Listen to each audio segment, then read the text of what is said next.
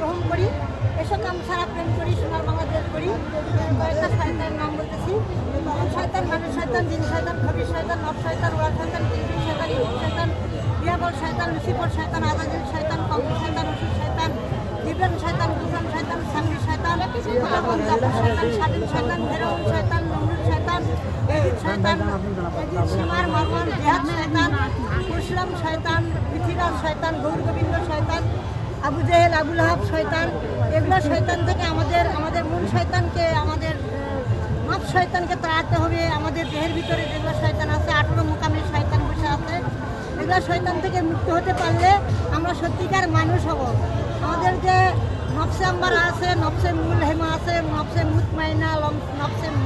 মুতমাইন্না আছে, লওমা আছে, এগুলোর থেকে শয়তান তাড়াতে হবে। এগুলো শয়তান না তাড়ালে আমরা সত্যিকারের মানুষ হব না। তবে সবাইকে আমি দাওয়াত দিচ্ছি, লোভী নয়, ত্যাগী প্রেম চাই, কাম ভক্তি নয়, প্রেম ভক্তি চাই।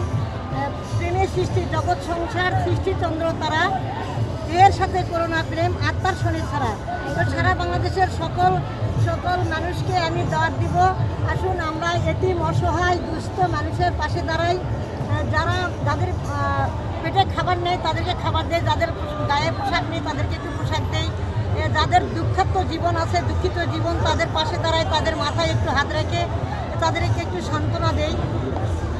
আমার এই কামছাড়া প্রেম এই জন্যেই যে আমরা শুধু ধনীদেরকেই বন্ধু বানাই, আর মেয়েরা শুধু ছেলেদের পিছনে দৌড়াচ্ছে, আর ছেলেরা শুধু মেয়েদের পিছনে দৌড়াচ্ছে। এটা কিন্তু আদৌ ঠিক না। আমাদের 18,000 মখলুকাতকে ভালোবাসতে হবে, আমাদের পাখিদেরকে ভালোবাসতে হবে, পশুদেরকে ভালোবাসতে হবে, আগুন, পানি, বাতাস, মাটিকে আমাদের ভালোবাসতে হবে।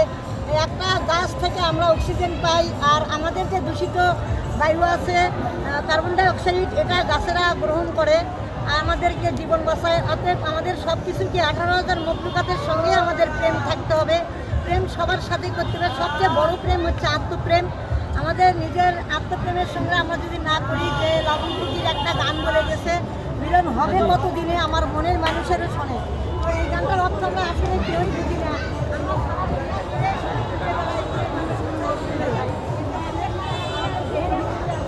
আল্লাহ রাসূল কি নিশ্চিত আমাদের দেহের ভিতরে আছে। আসুন আমার ছেলেমেয়েরা আমরা নিজের দেহটাকে একবার রিসার্চ করি, এবং আমাদের মাওলা যিনি আমাদের দেহের মধ্যেই বসে আছেন, আমাদের বলতেছে যে আল্লাহকে চিনতে হবে। যে তার নফসকে চিনতে পারছে, সে তার মাওলাকে চিনতে পারছে।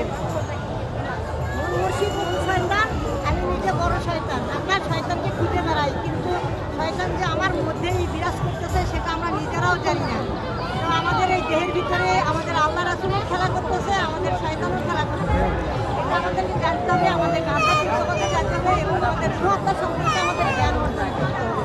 তবে আমাদের সবার জানা দরকার যে আমাদের কামছাড়া প্রেম করতে হবে, দেশের প্রেম করতে হবে, দেশের মানুষকে প্রেম করতে হবে। আমরা শুধু টাকার বিকাশ করি, কিন্তু আমাদের প্রেমেরও বিকাশ করতে হবে। আসুন আমরা সবাই মিলে সোনার মানুষ হই, সোনার দেশ গড়ে তুলি, এসব কামছাড়া প্রেম করি, সোনার বাংলাদেশ করি। আল্লাহ হাফেজ, ভালো থাকেন, সুস্থ থাকেন, সবার জন্য শুভকামনা। ও মাই গড, দর্শক বন্ধুরা, আপনারা কিছু বলে যান। আপনারা কি কয়টা শয়তানের নাম জানেন? কিন্তু না হলেও তো 40+।